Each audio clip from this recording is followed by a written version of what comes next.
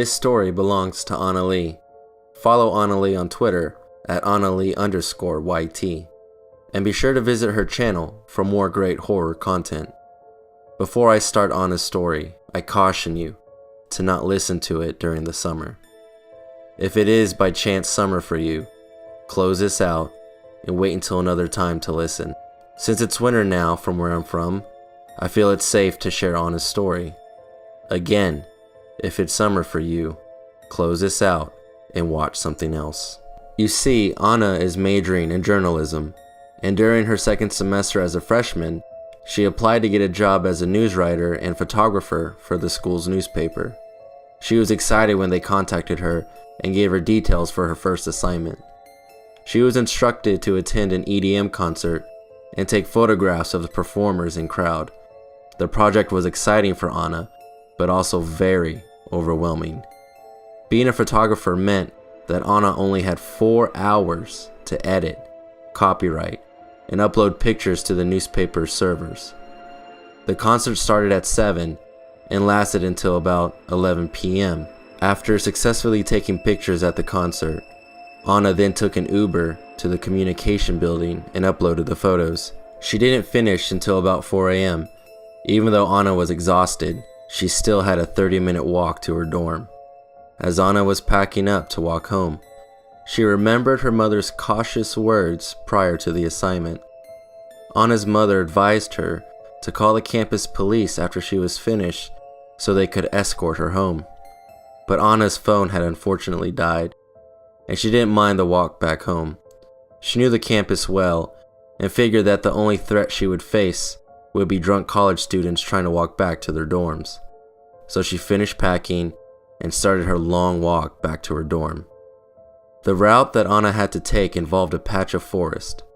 The forest isn't very abundant and the school's lights are visible, so Anna never felt unsafe or scared. She had walked through the forest numerous times, which made this occasion no different. But as Anna was walking through the forest, she couldn't shake an uneasy feeling that overpowered her. She felt as if someone was following her, and every so often she would look over her shoulder to see if anyone was there. Every time she checked, nothing. She was all alone and the campus was quiet.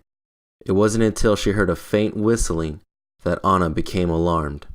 At first she didn't recognize the tune, but as she continued to listen, the melody became familiar.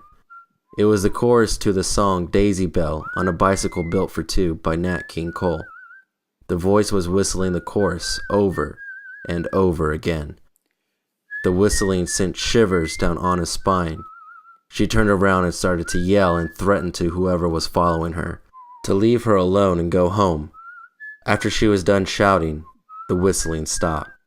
She looked around and noticed that she was all alone. She chuckled to herself because she thought she was losing her mind. Anna told herself that she had a long night and that her mind was playing tricks on her. So she composed herself and continued to walk back home. That's when the whistling started up again, only it was louder this time and sounded as if it was getting closer. At this point, Anna was too scared to look behind her, so she started walking faster. As she was walking, she could hear running footsteps being accompanied by the whistle. This is when Anna bolted and started running as fast as she could, while carrying her heavy camera equipment. As she made her way out of the forest, she could still hear the whistling, only it got quieter as she got closer to campus buildings. When Anna could no longer hear the whistling, she stopped to catch her breath. Anna was petrified and was trying her best to calm herself down from having a panic attack. When she made it back to her dorm, her roommate was asleep. Anna didn't share that same luxury. She couldn't sleep. Anna was trying her best to process her terrifying experience. After pondering her thoughts, Anna decided that she needed answers. She wasn't going to get those answers from her roommate because she gets scared easily and wouldn't believe her. She would also accuse Anna of trying to scare her. It wouldn't be until the following semester, when Anna befriended a Native American student named Adrian, that she would get her answers. One day, Adrian asked Anna how she felt about horror movies and ghost stories. Thrilled with the question, Anna replied that she was a huge fan of that kind of stuff and ended up telling him about her experience in the forest. After she finished telling her story, she noticed that Adrian's face went pale. Anna laughed and figured that she gave him a good scare. Adrian eventually snapped out of his fear and disclosed his concern about Anna's story. He told her that some native tribes believe and fear in the creatures known as Skinwalkers.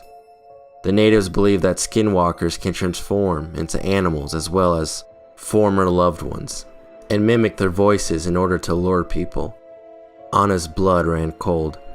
Being scared was an understatement, especially when Adrian asked if the whistled song had any sort of connection to one of her loved ones.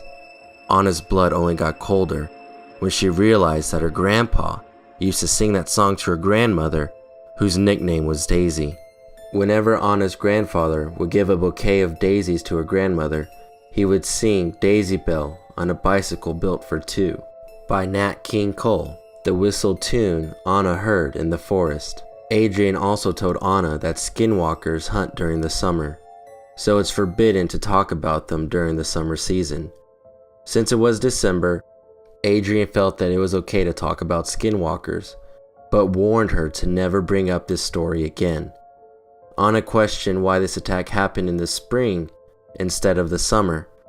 Adrian concluded that the Skinwalker probably woke up early and was hungry. If it's summer and you just listen to Anna's story, be careful. Don't go anywhere alone. And beware of stray animals and your loved ones, for it could be a Skinwalker in disguise.